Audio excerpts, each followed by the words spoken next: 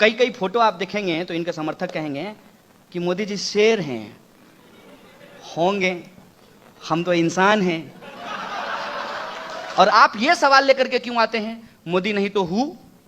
मोदी नहीं तो हु ये कहां से आ गया? तो हम लोग नेहरू जी के बाद ही पूछते, नेहरू नहीं तो हु। इंदिरा जी के बाद पूछते, इंदिरा नहीं तो हु। उस वक्त तो नहीं पूछ रहे थे, हु नहीं कर रहे थे। अभी ये हु क्यों कर रहे हैं? Who is this Amit Shah? Who is this? How can he से कि वो जो है 50 साल देश में राज करेंगे? और ये राज करेंगे क्या होता है? आप अकबर के औलाद हैं कि आप राज करेंगे?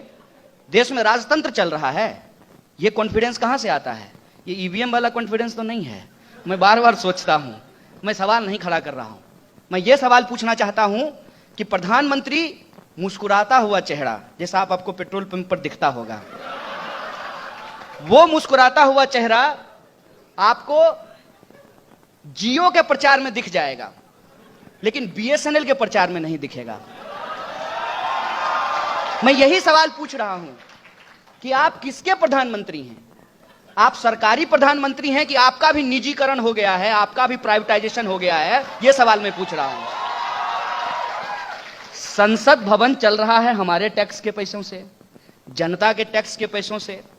सरकार वेतन लेती है हमारे टैक्स के पैसे से।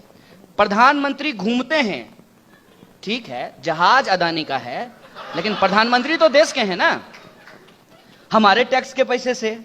और प्रचार कर रहे हैं प्राइवेट कंपनी का, ठेका दिलवा रहे हैं प्राइवेट कंपनी को। एक एक करके इस देश के सरकारी संस्थानों को बर्बाद किया जा रहा है। यह कोई कह दे कि सरकारी संस्थाएं बेकार होती हैं और प्राइवेट संस्था बहुत अच्छी होती है, फिर तो इस देश में सरकार की भी जरूरत नहीं है।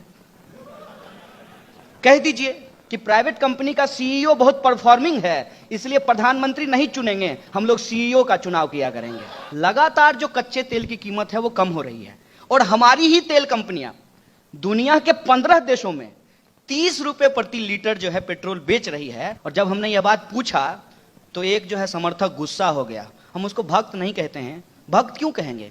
इससे भक्त और भगवान की बदनामी हो जाएगी, तो मैं उनको भक्त नहीं कहता हूं। ये जो समर्थक हैं ये गुस्सा हो गया और बोला पेट्रोल ही पियोगे क्या? हम बोले कि स्मृति ईरानी जब यूपीए के वक्त में बढ़े हुए पेट्रोल के दाम का विरोध करती थी, उस वक्त उनका नाश्ता पेट्रोल और डीजल से ही होता था क्या? आप ये सवाल लेकर के क्यों आते हैं, मोदी नहीं तो हु? मोदी नहीं तो हु ये कहां से आ गया?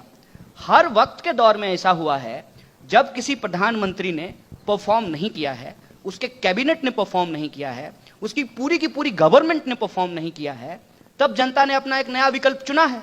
हर वक्त ऐसा हुआ है। अगर ऐसा नहीं होता तो हम लोग नेहरू जी के बाद ही पूछते, नेहरू नहीं तो हु। इंदिरा जी के बाद पूछते, इंदिरा नहीं तो हु। उस वक्त तो नहीं पूछ रहे थे, हु नहीं कर रहे थे। अभी ये हु क्यों कर रहे हैं? अभी हम ये हु इसलिए कर रहे हैं क्योंकि हमको लोकतंत्र का बेसिक चीज में भरोसा नहीं है। कई कई फोटो आप देखेंगे तो इनके समर्थक कहेंगे कि मोदी जी शेर हैं, होंगे, हम तो इंसान हैं। और आपने कभी शेर को, किसी इंसान को गले में जंजीर बांध करके मॉर्निंग वॉक करते हुए देखा है?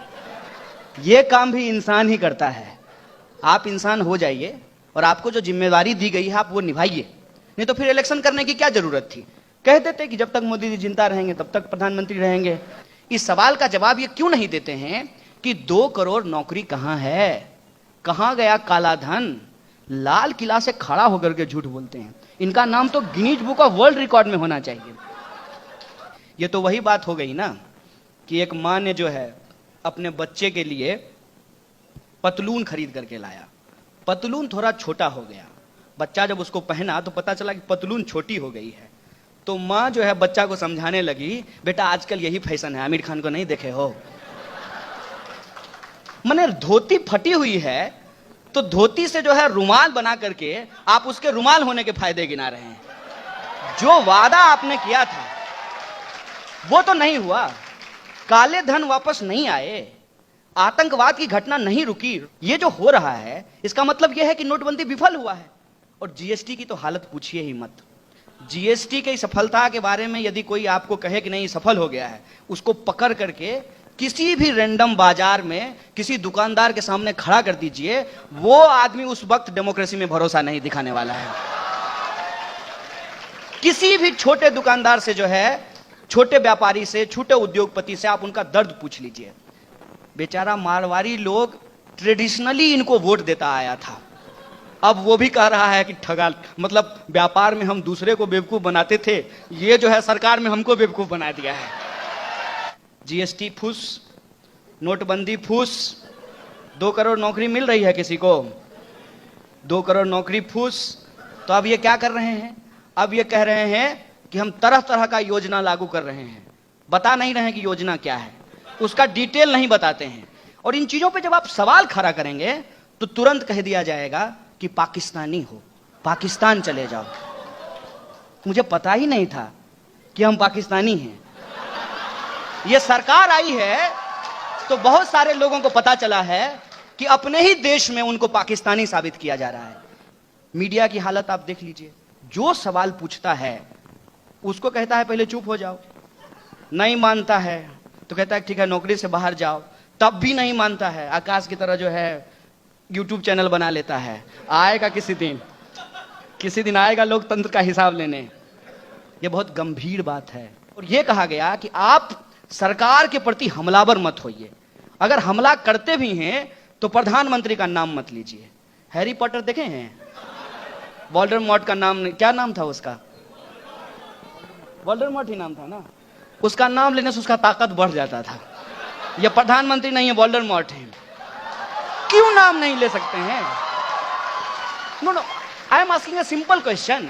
अब आप एक बात विचार करके बताइएगा कि गांधी जी के पास मोदी जी जाते हैं 2 तारीख को, अभी आएगा तो जाएंगे, माला चढ़ाने के लिए। अगर गांधी जी होते और आप यदि आत्मा में भरोसा करते हैं और पुनर्जन्म में भरोसा करते हैं तो आप इमेजिन कीजिए, थोड़ी अपनी कल्पना शक्ति बढ़ाइए कि गांधी जी जो है उस समाधि में हैं, तो गांधी जी क्या सोचते? अरे मूर्ख, हम देश के लिए सूट खोल दिए और तुम जो है देश बेचने के लिए सूट पहन लिए।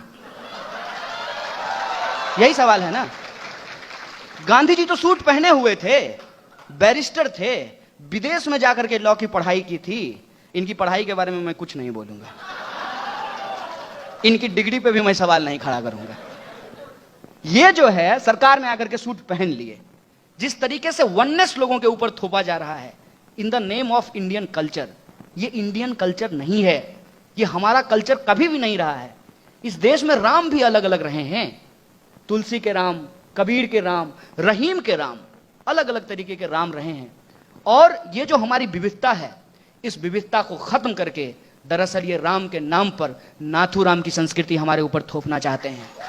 इसीलिए मैं आप तमाम लोगों से ये अपील करने आया हूं कि मैं एक तरफा बात नहीं करूंगा, आप भी बोलिए।